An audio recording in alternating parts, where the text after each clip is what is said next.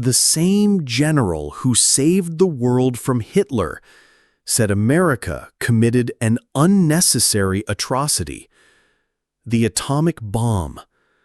Dwight Eisenhower, Supreme Allied Commander, future president, called it completely unnecessary.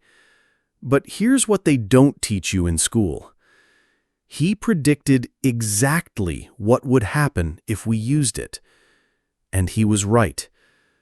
Tonight we're diving into one of the most suppressed stories in American military history, because the same generals and admirals who planned World War II, who sacrificed everything to defeat fascism, believed the atomic bomb was not just unnecessary, but morally wrong. And for 70 years, their voices have been buried. Let's start with what we all learned in school. August 1945, Japan refuses to surrender. President Truman faces a terrible choice: invade Japan and lose maybe 1 million American soldiers, or drop the atomic bomb and end the war quickly. It's presented as a binary choice, a tragic but logical decision. But what if I told you that America's most respected military leaders, the very people who would have led that invasion, thought it was completely unnecessary? What if I told you they tried to stop it? The first crack in the official story comes from the man himself, Eisenhower. In 1963, 18 years after the war ended, Eisenhower finally went public with what he'd been thinking privately for decades. In his memoir, he wrote, "Japan was already defeated, and dropping the bomb was completely unnecessary." But that's not the most shocking part. He goes on, quoting, "I thought that our country should avoid shocking world opinion by the use of a weapon whose employment was, I thought, no longer mandatory as a measure to save American lives." Think about those words. No longer mandatory. This is the Supreme Allied Commander saying the justification we've all heard was false. But Eisenhower wasn't some peacenik. He was the guy who sent hundreds of thousands of men into battle. He understood sacrifice better than almost anyone alive. So when he says a weapon wasn't necessary to save American lives, that carries weight. But here's where it gets really interesting. Eisenhower wasn't alone. Meet Admiral William Leahy, Chief of Staff to President Roosevelt and then President Truman, the highest-ranking military officer in America. Truman's right-hand man for military strategy. And Leahy wrote this, quoting, "The use of this barbarous weapon at Hiroshima and Nagasaki was of no material assistance in our war against Japan. The Japanese were already defeated and ready to surrender." Let me repeat that. Already defeated and ready to surrender. This is coming from the man sitting next to President Truman when the decision was made. He's not some outside critic looking back decades later. He was in the room. But it gets even more dramatic. General Curtis LeMay, the architect of the devastating firebombing campaign that had already reduced Japan's cities to ash, said, "The atomic bomb had nothing to do with the end of the war." LeMay had been burning Japanese cities to the ground for months. His conventional bombing campaign was so effective, so complete, that there were barely any targets left to hit. In his view, Japan was already finished. Even Fleet Admiral Chester Nimitz, commander of the entire Pacific Fleet, the man responsible for every naval battle against Japan, stated publicly, "The atomic bomb played no decisive part from a purely military standpoint in the defeat of Japan." So, let me get this straight. The Supreme Allied Commander, the President's Chief of Staff, the General running the bombing campaign, and the Admiral commanding the Pacific Fleet all believed the atomic bomb was unnecessary. These weren't random opinions. These were the four men who knew more about Japan's military capability than anyone on Earth. What did they see that we weren't told? By the summer of 1945, Japan was completely isolated. Their navy was at the bottom of the Pacific Ocean. Their air force was destroyed. Their cities were burning, and they had no allies left. The Soviet Union, which had stayed out of the Pacific War, was about to declare war on Japan. This terrified the Japanese leadership more than anything else, because they knew they couldn't fight a two-front war. But here's the part that will make you question everything you thought you knew about this story. American intelligence was reading Japan's mail. Through a program called MAGIC, the U.S. had broken Japan's diplomatic codes. They were intercepting and decoding Japan's most secret communications in real time.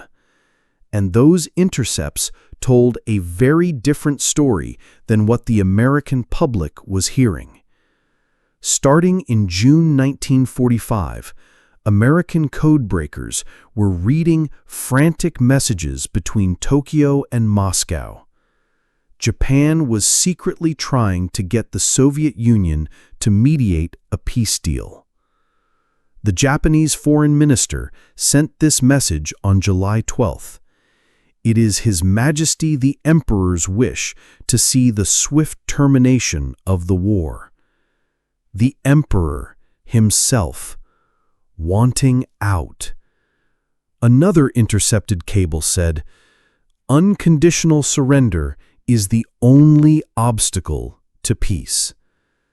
Think about that. The U.S. government was reading messages that said the only thing preventing peace was America's demand for unconditional surrender. So why didn't America's military leaders know about this intelligence? They did. That's the point. They knew Japan was trying to surrender. They knew the military situation was hopeless for Japan. They knew the invasion they were supposedly trying to prevent might never be necessary. And they tried to communicate this up the chain of command. But there were other considerations. See, there's a part of this story that makes everyone uncomfortable, because it's not just about military strategy, it's about politics and science and a very expensive secret. The Manhattan Project had cost $2 billion. In 1945 money, that's about $30 billion today. It was the largest secret scientific project in human history. A lot of very important people had invested their careers, their reputations, their political futures in this weapon. There were scientists who wanted to see if it would work. There were politicians who wanted to justify the massive expense. And there were strategists who saw the bomb not as a way to end the war with Japan, but as a way to send a message to the Soviet Union. The Cold War was already beginning even before World War II was over. What do you think? Was this about ending the war quickly, Or was it about power politics and scientific curiosity? Let me know in the comments, because this question haunts historians to this day. But let's get back to our military leaders, because their story gets even more disturbing. After the bombs were dropped, these men, these heroes who had sacrificed everything for their country, were told to stay quiet. General Leslie Groves, who ran the Manhattan Project, later admitted that there was an active effort to suppress dissenting military opinions. The official narrative had to be protected. Eisenhower's doubts? Classified. Leahy's objections? Buried in unpublished documents. The magic intercepts showing Japan's peace overtures? Top secret for decades. It wasn't until the 1960s and 70s that some of these men felt free to speak publicly. And even then, their testimonies were largely ignored by the mainstream media and history textbooks. Why? Because the official story was so much cleaner, so much easier to defend. But here's where the counter-argument gets really powerful, and we have to wrestle with it honestly. Even if Japan was trying to surrender, even if their military situation was hopeless, there's still the question of Japanese fanaticism. The Japanese military leadership was controlled by extremists who viewed surrender as the ultimate dishonor. They were preparing the entire population, including women and children, for a suicidal last stand. Even if the emperor wanted peace, could he control his own military? The Battle of Okinawa had just ended. It took 3 months and cost 250,000 lives to capture one island. If that was any indication of what an invasion of the Japanese mainland would look like, maybe Truman was right to be terrified. And there's another uncomfortable truth. The magic intercepts showed Japan was willing to discuss surrender, but only with conditions. They wanted to keep their emperor. They wanted to avoid occupation. They wanted to try their own war criminals. From America's perspective, this wasn't surrender. This was negotiation. And after 4 years of total war, after Pearl Harbor, after the Bataan Death March, maybe negotiation wasn't acceptable. Maybe unconditional surrender really was the only option. So we have 2 completely different interpretations of the same events. The military leaders saw a defeated enemy trying to find an honorable way out. The political leaders saw a fanatical enemy trying to escape justice. Both could be true. Reflective pause. But here's the aha moment that changes everything. The real tragedy isn't that there was a right answer and a wrong answer.